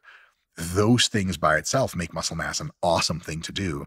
But it is neither true to say that cardio reliably over the long term burns lots of weight off. And it is not true to say that gaining lots of muscle burns lots of weight off. What is really, really critical is, do you have a well-controlled, nutritious diet? And do you have an average, moderate to high level of daily physical activity? dancing and swimming and running and having fun and chasing your kids. If you're on the higher end of activity, not psychotically high to where you get super tired, just not being a total slouch and making sure you're aware of your body when your diet, that's what really pays these massive dividends in long-term weight control. It's not like, well, if I put on a ton of muscle, that's great for everything else. It makes you super healthy. It makes you look really awesome. It gives you the ability to, like, I don't know, like do real world stuff, defend yourself, things like that. That's what muscle is there for. It's not the greatest like calorie sink in the world. I wish it was. I'd be eating cheeseburger right now. So in terms of supplements, are there any supplements you suggest that I take if my goal is to lose weight, but also to gain muscle mass for the average person? No. There's no supplements? I mean, creatine? Creatine will not help with weight loss. And for most people, it'll temporarily gain you about 2 kilos of body weight because it attracts body water into the muscle. It's a cool look because I'm on creatine right now. Can you tell? Mm-hmm. Yeah, really? All right. So creatine doesn't help you lose weight in any meaningful extent. So I'm aware of no over-the-counter supplements that simultaneously help you burn fat and gain muscle. There are supplements that are not over-the-counter that do that quite well. But what if I'm just trying to gain muscle then? What supplements would you recommend the average person to be taking? Really regardless of, I guess, goals. If their goal is to be a little bit more lean with their muscle mass, if their goal is to build muscle, is it different types of supplements you'd suggest? Or creatine works to build muscle. It's got awesome cognitive benefits. It's just healthy for you and it's great. So 5 grams per day for most people of creatine monohydrate, super awesome. Have you got to load creatine? I remember when I was younger. I used to load creatine. That's basically like a corporate scam that's just trying to get you to consume more creatine so you buy more. Yeah. If you load your creatine, which is like taking 20 grams per day for a few days, you get to intramuscular creatine stores that are optimal, like in 4 or 5 days. If you don't load creatine, you get there in like 7 to 10 days. And because you're taking creatine either for months or for life, it's just a moot point. So creatine loading is a gigantic waste of time in almost every case. Okay. So creatine works. Whey protein, casein protein can be an excellent way to conveniently get protein. So they're more like foods rather than supplements. Those are totally cool, but not mandatory. If you talk to me like you are now for just several hours at a time, let's say we're sitting on a plane together and you're like, I'm just a guy who's trying to get like a little bit more of this, a little bit of that. What supplements do I need to take is the wrong time to ask that. The time to ask that is like, I want to take a run at a natural bodybuilding show. What supplements do I need? Okay, then they pay some dividends that are worth noting. But supplements are just not in the conversation for important things that health conscious people should have, even in their top 10 of important things they need to do. The top 10 important things are like getting adequate sleep, managing your stress really well, consistently lifting weights, consistently doing a high level of physical activity, et cetera, et cetera, et cetera. Those are the big rocks. Not supplements. Supplements are insanely overrated as a general rule. This next challenge is offered in partnership with Whoop. Does the idea of waking up with more energy, a clearer mind, and a feeling of control appeal to you? If it does, I want you to join me this sober October. I stopped drinking a while ago now, and it was largely because of Whoop. Time and time again, I watched my heart rate variability drop to like 40 after having a drink, even 1 or 2 glasses of wine, when it would otherwise sit nearer to 150. The only other times it would drop this low was when I was sick or when I was stressed. Information enables us to make more informed choices, and seeing this led me to make a change in my life.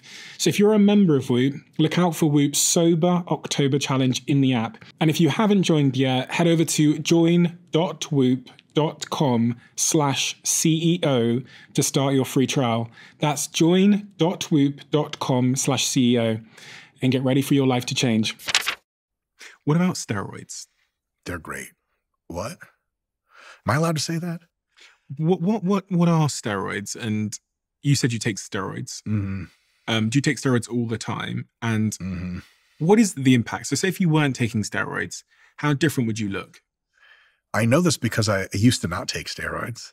And when I wasn't taking steroids, I weighed about, at a body fat similar to this, I would have to weigh probably 180 to 190 pounds, more like 180, and this kind of body fat level. I currently weigh 216 pounds because I'm on a moderate amount of steroids a few weeks ago. Actually, earlier last week, I was on higher amounts of steroids. And with this same level of body fat, I weighed 227 pounds. So we're talking about 30, 40 pounds of muscle tissue difference between steroids and not steroids. Have you got a picture of before and after? Before, when you didn't use steroids and you trained, and then after? Yeah, it's got to be somewhere. Okay. We'll try and get it just for visual context. Sure. You said they're great. I was Steroids. kidding. Oh, right. They're great for putting on muscle if you want to jettison your long-term health and longevity to some extent, yes. And your current psychological stuff. Yeah. As someone that's never done it, give me a window into what do? You inject it somewhere? You can take steroids orally through pills, Yeah. or you can inject it into muscle. Okay. So usually you would inject it into your quads. A lot of people do their shoulders, and some people, if they're flexible enough, do their glutes. And how quickly do you notice a difference, and how big is the difference? Just to give me sort of like your... As far as jackness is concerned? Yeah. So if I start taking steroids now, yeah, how long would it be before I notice a difference, and how extreme would the difference be in your opinion? Visually, after a few months, you would be like, oh, wow, okay, this is some other shit. After a week or two, you'd be like, I don't know. My workouts feel pretty good. Psychologically, if you're especially introspective and perceptive and you're sensitive to the psychological side effects, which I'm greatly sensitive to, I notice in 30 minutes of taking steroids. And if I did the same exact workout but took steroids, would I get different results, or would I have to ramp up the workout that I'm doing to see those different results? Both. Okay. If you have the same workout and you take plenty of steroids, you can literally double your muscle gain from that workout. If you understand that steroids also allow you to recover faster and better and more completely, you can take your workout and magnify it, more sets, etc., more sessions per week, and then you would grow like 2.5 times as much muscle. Sounds exciting, but there's always a downside for these things in life, isn't there? There are a few downsides, yes. What are the downsides that no one's talking about? That no one's talking about. So there's cosmetic downsides. You get an increase in body hair growth. This is especially profound if you're female, but if you're a male, that's a thing. I have hair that grows on my ears. I have hair that grows on the outside of my nose. I have to shave the front of my nose. Now, a lot of that's just being a Russian Jew, and his hair just grows out of our eyeballs, but shit happens. You get pimples, you get stuff like that.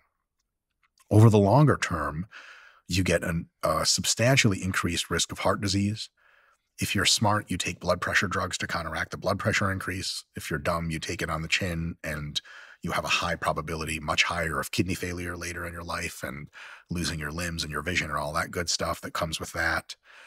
There is an increased probability or severity of cancer. Steroids increase the probability of damn near every disease, kind of central systemic disease that you can have. But that usually happens much later. And so while you're on them, you deal with the cosmetic side effects, increased probability of balding, and the psychological side effects, which are highly unpleasant, I can get into in a bit. If you're a teenager, there's an entire class of steroids that close your growth plates early. So if you're under the age of definitely 22 as a male and you take steroids, there's a very good chance you will never reach the adult height you were supposed to reach if you just let nature do the thing. So when teenagers take steroids, it is almost always categorically a super, super terrible idea. Also, they're not intelligent enough yet. Some teenagers are very smart. They're not wise enough yet to be able to make that trade-off appropriately. Mm-hmm. And so that's a huge sort of different topic. But the psychological side effects are a lot of times the things that are the approximately most displeasing part of taking steroids. Some people like them, but they're also a mixed bag. Tell me about before we get on to the psychological effects, what about libido? Because I've heard all kinds of things. I've heard it shrinks your balls, your willy. Something like half of all people will experience testicular shrinkage while using steroids. Your boy got lucky. My shit's all the same size. A lot of people, roughly half, will experience a decrease in ejaculate volume and a profound decrease in fertility. That does not mean you're not infertile. I know many people's children that were fathered when the people were on steroids. So if some people are like, I'm on gear, I could just bang away and nothing happens. Like, that's not true. Steroids have never been shown to change the size of your willy. Mm-hmm. There is no mechanism by which really they can do that. So that's not a problem. But steroids, depending on the steroids you take, depending on your own individual biology, depending on the ancillary drugs that you take along with it, steroids can either have no real effect on your libido, have a profoundly upregulating effect on libido, or like hunger, like you would not believe. And for other people, you get an increase in libido, but some steroids, for example, decadurabolin in some people, it's a type of steroid, radically escalates your libido. You turn in just as hungry, and at the same time gives you, in many cases, dependable inability to sustain an erection. So erectile dysfunction risk goes up a lot. That's a real big problem because like you want it, but it's not around for the picking there. So there's all that kind of stuff plays a huge role. And a lot of the other side effects are increases in anxiety, increases in aggression, increases in disagreeableness and probability of confrontation. Steroids have been shown decently well, this isn't super confirmed, to at least proximately, while you're taking them, substantially reduce your fluid intelligence. And they may, in the long term, reduce your overall intelligence, but it seems that if you stop taking them, you get most, if not all of that back, but maybe not all of it. So they do make you dumber as a general heuristic. That's probably true. Of those psychological implications, which ones have you suffered with the most? Decrease in fluid intelligence, for sure. Radical increases in anxiety, radical increases in aggression. I pride myself on never losing my cool. I've never screamed at anyone. I've never gotten physical with anyone. But the ideas in my head that tell me to do things tell me to do unspeakable things. Like what? They're unspeakable. I'd have to speak them. You really want to know? Mm-hmm. I'm also fucking weird, so just remember that. No, we're all a bit weird. Most people probably don't have this severity, but I'll read a comment on social media directed at me, I guess, about me. And it's from like, nameless, faceless profile. And I begin to fantasize about what it would be like and how much sublime pleasure I would receive in hurting that person at a deep physical and emotional level, badly, hurting them in such a way that they're never going to walk right again, and they're always going to remember me and how they dared to cross me. Do you know what honor culture is? No. Like the idea that like in the hood, you step on someone's, like a gang member's Nikes, and he just blasts you away and goes to jail for 20 years over what? Steroids. The honor culture comes from maleness. It comes from testosterone and other brain structures, of course, but the more testosterone, and steroids are all testosterone-like molecules, if you have 10 times the testosterone-like action affecting your brain, your proclivity to falling into honor culture-like behavioral patterns and thought patterns increases to an enormous extent. So you tend to take things that are not meant in any poor way as affronts. If they're actually meant as affronts, you tend to catastrophize them in your head. And like, this is the thing. Like, I'll be brushing my teeth in the morning in the shower and like thinking about people in my life that have wronged me. I've never been wronged in a real serious way. And I'll just be like, those motherfuckers. Uncontrollable fantasies of rage and aggression and righteous anger and revenge. I hate that. Like, as a philosophical minded person, I just want to hug everyone in the world. Right now, I'm on not so high levels of steroids. And I'm just, man, I make jokes with I'll start conversations with random people in the street, no problem. And so when these thoughts consistently enter my mind on higher doses, I'm just like, why? And I'm never like, I should be feeling like this. I'm like, this is really annoying and really terrible. So if there are all of these physiological and psychological implications, which, you said it basically increases your chances with all of the major diseases, from cardiovascular diseases to cancers to other diseases. But then also there's this ongoing psychological consequence of taking steroids.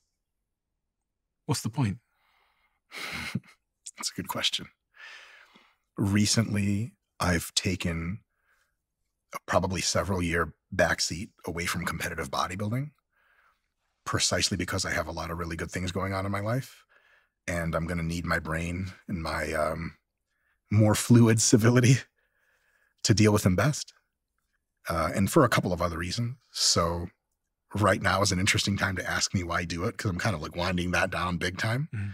But the real reason is one of the reasons that I started steroids is I was drug-free for a long time, and I was starting to become a kind of an educator in fitness and a promulgator of opinion. And a lot of the people who were in the industry at the time, this is not as true anymore. Now drug-free bodybuilding and fitness is exploding, which is a beautiful, wonderful thing. But back when Nick and I came up, to be relevant in the fitness industry, you sort of had to be like super, super jacked and super, super lean. It's nothing we were going to accomplish drug-free.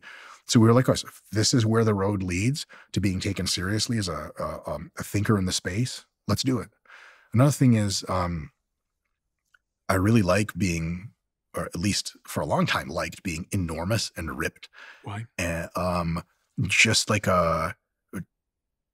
like, you ever see how a 4-year-old looks at like a garbage truck or a tank or an airplane? Like, just that. Why? It's as simple as that. Biology. And I'm at the extreme end of masculinity brain-wise to begin with. And so you see a movie where like the Hulk rips off an airplane wing and throws it. Some people will be like, whoa. Some people are like, ugh, I hate this movie. And some people are like, oh my God, I want to just be that whole thing. Why? I want that. It just feels good. But do you know why? Because have you got any hypothesis as to why you versus someone else? Because the average person doesn't have that feeling. So have you been able to figure out in hindsight why you were so taken by being big? I have a few ideas. I'll caveat this idea with the following. A retrospective analysis of why you do things is almost always grotesquely flawed. Most of why we do things is a combination of variables we don't understand and genetics. And so like the whole life story arc, well, it all started when a teacher in the 3rd grade, like that's bullshit. That's a backwards justification you made up. So the following statements are backwards justifications I'm making up as just tentative, very not sure hypotheses. Here's a fun story. This will be fun. When I was small, young, my dad would wrestle with me a lot. And he would always let me win in the end. He was great. He's a great person. And he would always tell me that I was strong and capable.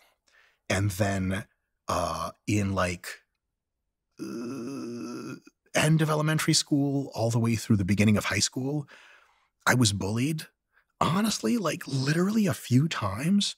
I think I was just the wrong person to bully, because that very temporary state of disenfranchisement and powerlessness, I'm never going to be bullied again, to put it simply.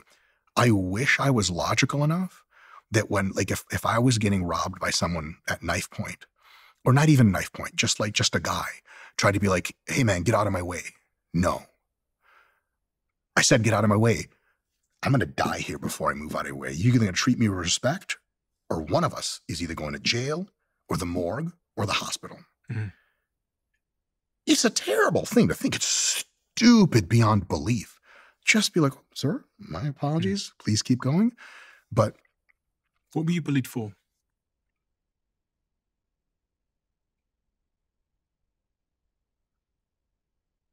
Nothing. Kid just wanted to bully people.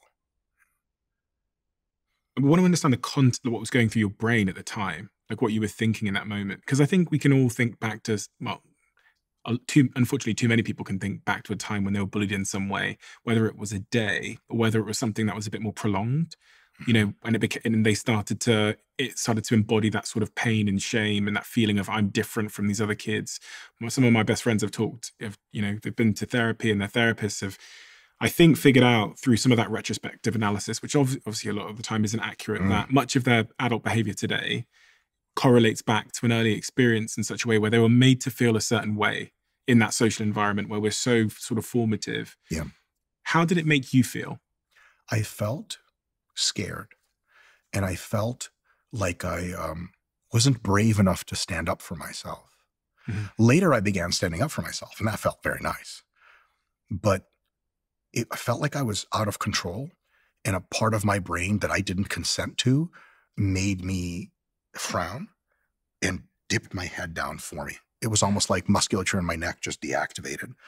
It's an ancestral mechanism that everyone has. Kids all the way up through teenagehood and adulthood sort themselves, male children, into dominance hierarchies. It's just the dominance hierarchy sorting itself. And someone confronted me, and I automatically sorted myself beneath them. I felt beneath someone. I felt weaker, more inferior, less apt, less capable, less confident, less strong. And I didn't even have consent to it. It's not something I chose. I was like, well, this kid will beat me up. I better not. It was totally a subconscious behavior. And looking back on it, I did not enjoy how that made me feel. Do you remember a specific day where a specific thing happened? Because I can think back to a couple of specific days when I was younger that I think shaped me in that regard, where I was pretty much the only black person in the school. I remember an evening where this particular kid called Sam had like cornered me and called me the N-word, and everyone was there. And, you know, I'll never forget those days. They're like etched into your mind as, you know, unforgettable memories of pain, of shame, of that feeling. Mm-hmm. Do you have those a particular day? Yeah, sure. Could you share that with me?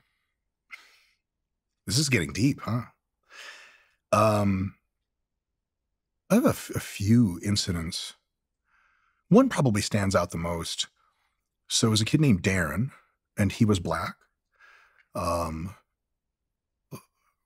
almost certainly fatherless, preternaturally physically developed for his age. He was 10, so was I. We were just wrestling. I wrestled with everyone. He beat me in wrestling. He was the only person, I believe, to beat me in wrestling my whole childhood. Because he was like a 14-year-old kid in great shape, and I was a 10-year-old kid. And he beat me in wrestling, and that was cordial, because this is wrestling. But he had braces, I think, and he cut himself while wrestling with me, and he was bleeding out of his mouth. And then he got really upset about that. And he like kind of stood over me. And he was like, you know, you little this and that, like, you did this to me, like, I'm going to F you up and all this other stuff. And that's when that mechanism switched. When he did that to me, my whole perspective on the world changed for years. I was like a confident, happy kid. And then after that, for 4 or 5 years, maybe longer, all of my confidence drained out. I became introverted. I am not naturally introverted. And that, his presence alone reminded me that I need to keep my head down, and otherwise I get real scared, and I didn't want to be scared. And so that's how that worked. And it wasn't like he got something like, your shit is racial. That's deep, bro. My shit's not deep at all. It's just 2 kids, and one of them punked it out. I was just the wrong person for that to happen to.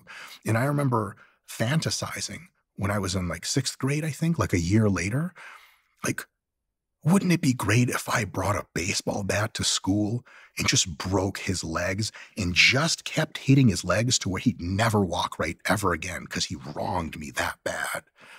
I felt that deep and true. I'm going to keep the statement as contextual as I can with full understanding of respect for the gravity of what I'm saying. When the Columbine people did what they did, I thought it was egregious and terrible. I also understood how you could be pushed to do that. Now, in their particular case, I don't even know how they were pushed or whatever, but enough bullying will make you consider doing terrible things to regain your honor. And so that was probably like the most preeminent. I was bullied in other situations. Again, like I might have been bullied 3 or 4 times my whole life, but it just did not sit well with me at all. For a long time, it changed how I express myself to the world.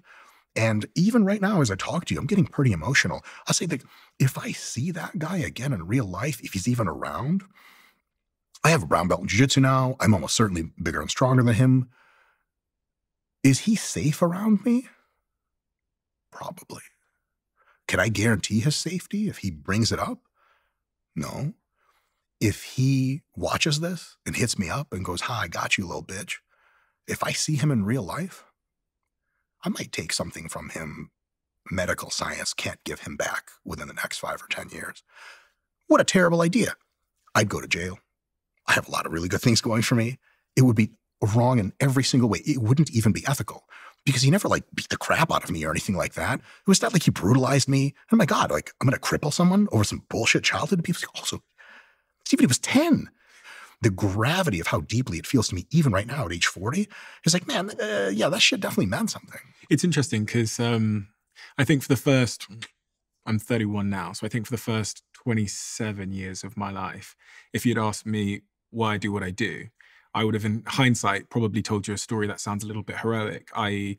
I have this drive and I have this motivation and I had this goal and I went after it and it was all like self-agency and all that stuff. But the more and more I've learned about, I think, psychology generally and how humans, as I often say, are sometimes driven and they're dragged and it's hard to tell the difference. Like whether something is drive or whether it's like you're being dragged. Compulsion. Like compulsion, like you just can't explain.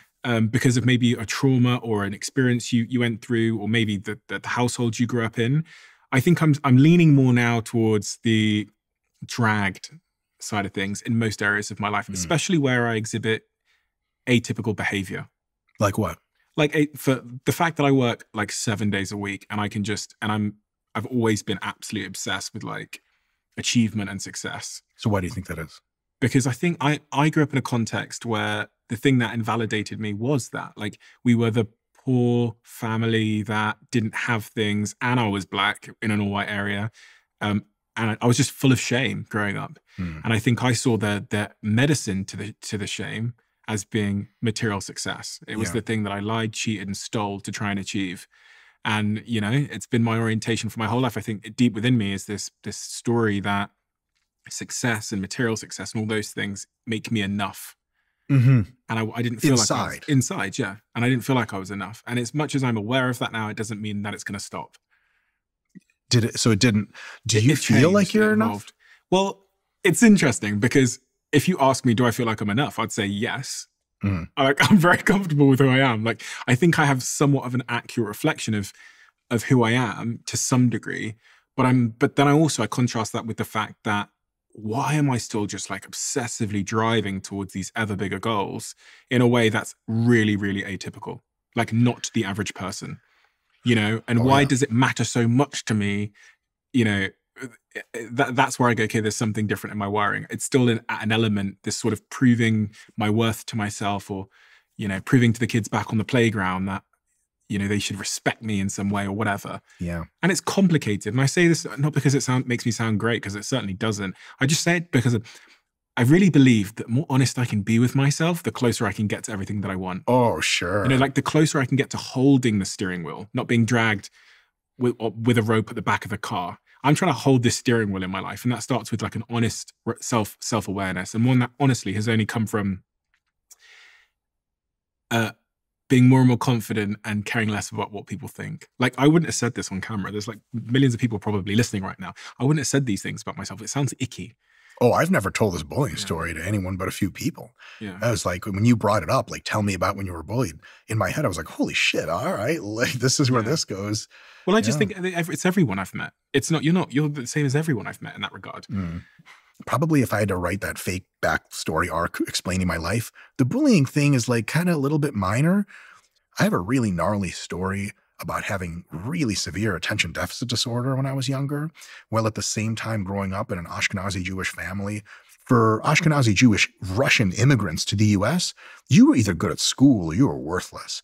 And it's not just that my parents thought that. They didn't really think that at a deep level. They did believe it at a surface level. I thought that. You can't make fun of someone for being fat if they're cool with being fat. They're like, yeah, I'm fucking big. Hell yeah. And you're like, oh, it didn't work. But if they believe that being fat is terrible, you can be like, hey, how much do you weigh? And that's it. Everything changes. So for me, I believed I had a destiny to be at least competent at school. And up until I was 14, I was like in contention for being the worst student at any single school I attended at any single time. And the bittersweet element was my dad is a PhD in mathematical modeling of atmospheric physical phenomena. And my mom was a translator of the Russian language, or translated English to Russian, and got a master's degree in social work in her second language in America a few years after we got in. That's the legacy I'm dealing with. And like, I can't do math problems 3 grades younger than the kids. I got held back in school a grade. And so I took that not so well. And so later, because I was medicated for attention deficit, it was a revelatory experience. As I came up and sort of grew into the idea that I was actually fairly intelligent, I had something to prove. And it's getting better now because I've taken enough IQ tests, and you can only write so many books and be on so many podcasts until people are like, you're pretty smart. And you got to start believing it unless you're totally irrational. At some point that sinks in. So one thing I will say is there are ways of dealing with demons and insufficiencies that you've developed through your childhood. Some of them are just having a real deep personal journey in your own head consistently, reinforcing good attitudes, not reinforcing the bad ones. Other ones are talking to friends, family. Other ones are therapy, which is excellent for this. But I got to tell you, Stephen, I'm not sure if this is true, but there's got to be something to proving the opposite is true, to doing it all, to getting, I don't know if the top or whatever, but to like, no one in their right mind would at this point be like, this guy is below average intelligence. That would be preposterous to say. I've taken the Raven's Advanced Progressive Matrices test, and I pegged it scale high. So you get every single question right. And so my IQ is above 160. We don't know how high because they don't do standardized IQ tests above that. You do that enough times, enough PhD programs, enough book, enough teaching awards, enough authorships, enough all the stuff, enough millions and app designs and all the stuff, and dealing with otherwise really smart people, and they walk away being like, fuck, that guy's real smart. Enough of that makes you swim in a warm, comfortable sea that heals you in a way that maybe therapy can, but goddamn, there's something to just doing the fucking thing. You take a skinny little kid who's bullied, you make him Muhammad Ali champion of the world, enough title fights later, you're like, hey, Muhammad Ali, what you gonna do about this? He doesn't even flinch. Come at me. So yeah, it's nice to say, and I think it's true that therapy and self-care and all these things can heal the soul. There's something about overcoming and becoming superlative to that thing you used to fear that might heal your soul to a huge extent. I think maybe I've witnessed that. Again, maybe this is all just make-believe. It sounds real nice. No, I completely agree. And it's perfectly what I've experienced in my own life. And as you were speaking, I was thinking it's just so clear to me that when you're young, you get evidence. You get like a stack of evidence about who you are and what the world is. And what you then have done for the next 10, 20, 30 years is to counteract that evidence with new evidence. I think about it like a library. I think everything that I went through and you went through when you were younger just added like one book to this shelf. And the interesting context of the library is those books are both informative. They're both, you know, non-fiction books, but they're also fiction books, and they're also instruction manuals for what you'll do in the future. If you think about those first 18 years of your life, what you did is you filled this library full of books, stories, self-stories, and this library that you've collected is just a bunch of stories that you believe about yourself. Now, if you want to change some of these stories, unfortunately, you have to get new books. Yes. So what you did in your life is you pursued hard things that would put new books on the shelf. And when a new book comes on the shelf that counteracts another one, you have to take the old one off. But you can't just sit around willing. It's as you say, as I've experienced in my life, the only way I can put books up there is to go and get first-party evidence with my own eyes that something else is true. And not just once, over and over and over. Depending on how stubborn the existing for sure. And if they're real stubborn, here's my question to you. Do you think that childhood experiences build the kind of books that are hardback Lord of the Rings type of shits, whereas adult experiences that completely countervail childhood experiences are like a little magazine you'd read on a plane? So in the analogy, when you're a child, you put books on the shelf very quickly. They're all very cheap books because there's nothing on the shelf. So you're just grabbing, your mum says, pigs can fly, on the shelf. As you get older, actually, because there's so many books on the shelf already, and so if I just focus on this analogy of pigs flying, there's already a book about aviation on the shelf, which means it's harder to believe that pigs can fly. There's a book already about animals and their anatomy. So you can't add a new one because there's so many counteracting ones already. So this is why they often say that young kids adopt, you can't teach an old dog new tricks because there's so much existing evidence there of something else being true. So kids throw them on the shelf without much interrogation because there's less counteracting books there already. Whereas adults, they take a little bit more time to add a new one because they've got 6 other books which might tell a different story. Yeah. And so this is, if we think about neuroscience and neuroplasticity, it becomes a little bit harder sometimes for adults to, I had a neuroscientist here yesterday saying this to me, that It becomes, after you get to past sort of 25 years old, neuroplasticity becomes a little bit more stubborn. It's still possible up until you die, but it's a little bit more stubborn. So you just need more reinforcement. You need more reinforcement, more evidence, more repetitions. And he described it as more focus. More focus on the thing. One thing that I found maybe is helpful is my wife is similar to me. She's like an insane, super goal-driven, psychotic person. And we have real trouble taking a step back and telling ourselves like, man, we're doing pretty well. So every now and again, like evenings and weekends, especially weekends, we'll do some like, this sounds super lame, but gratefulness discussion. No, it doesn't sound lame at all. Depending on who you talk to, I guess. To my old childhood bullies, that's lame. But, you know, it's really weird to say some of these things out loud to yourself. And there's some resistance, especially early, admitting to yourself, like, I won. I did the thing.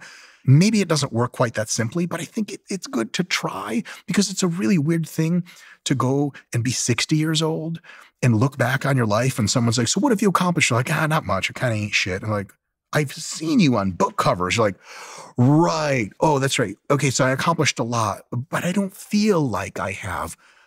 How dare you rob yourself of being able to swim in that beautiful, warm sea of self-actualization? I think it's worth it for people to focus. When you do good, let yourself bask in that glow. Get your time under the sun. Amen. And it's all about subjective progress. It's all about like this. I was going to do a post last night. I was thinking like, so many people spend their lives. I was scrolling through Instagram, and I wrote the post and I just didn't post it. But so I noticed that so many people go through their lives like looking for an enemy, like looking for the person or the system or the government or the political party that's currently wronging them. And they commit their whole life to just this focus of who's wronging me. And I need to point them out and call them out and scream at them. And I've never fallen into that trap, but I do have a competition with myself. And I feel like that's very healthy, because what I'm actually looking for in myself is some form of progress, whether it's how I show up or with my fitness or with my muscles or whatever.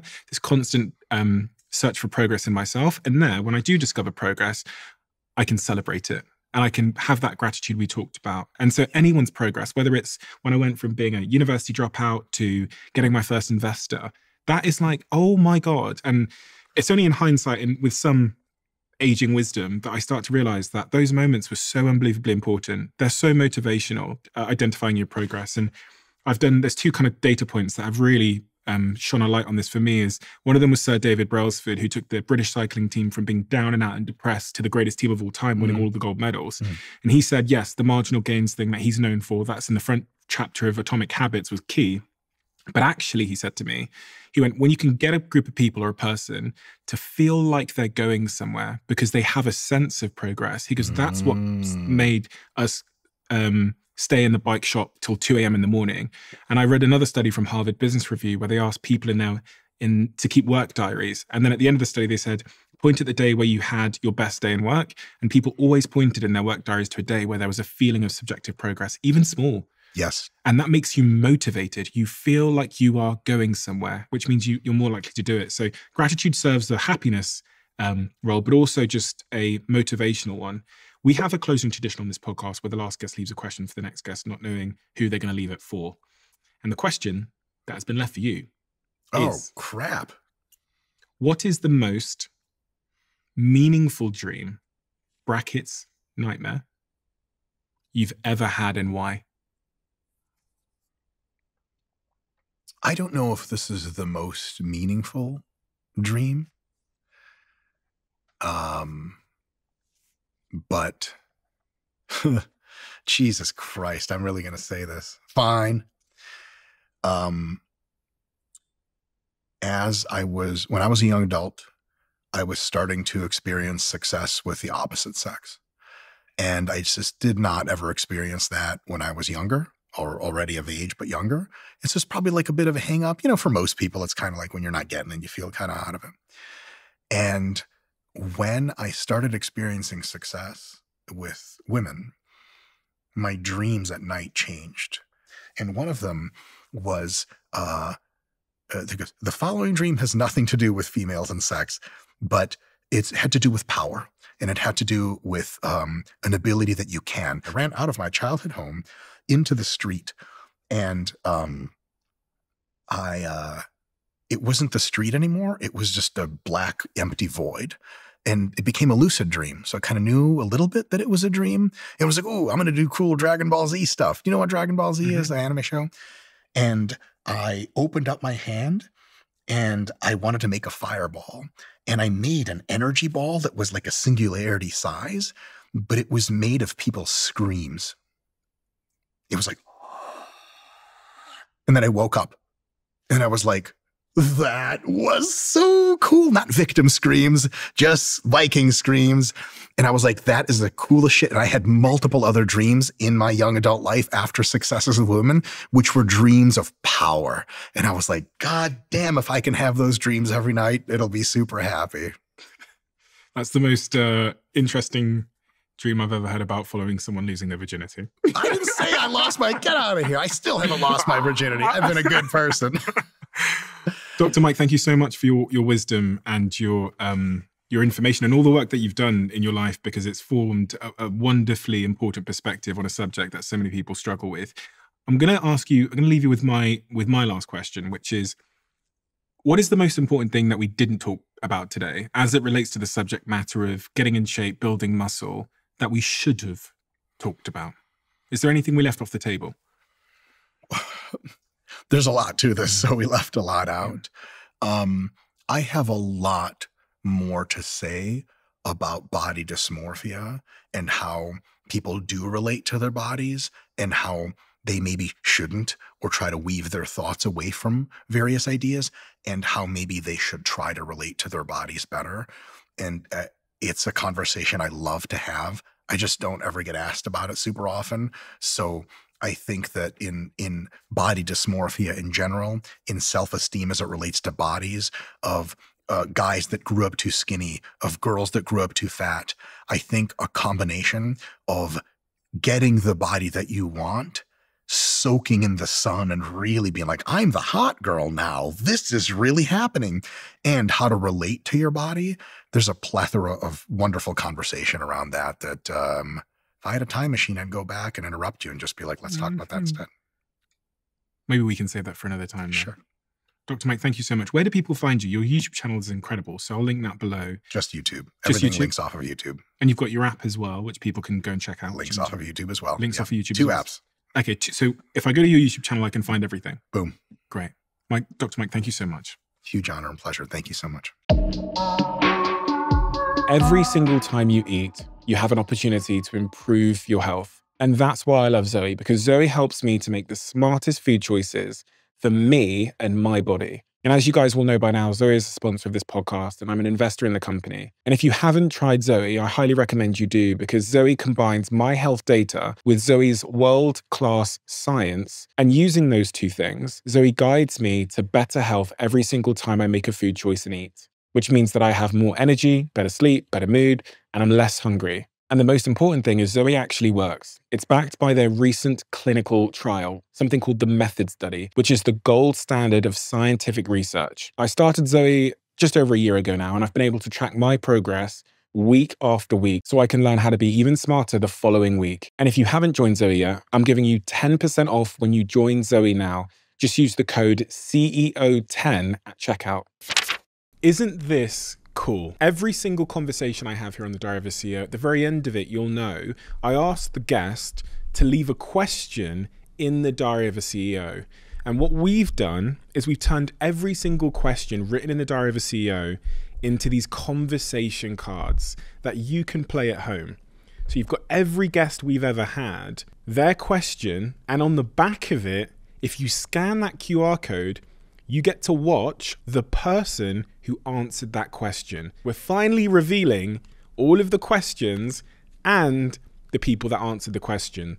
The brand new version 2 updated conversation cards are out right now at theconversationcards.com. They've sold out twice instantaneously, so if you are interested in getting hold of some limited edition conversation cards, I really, really recommend acting quickly.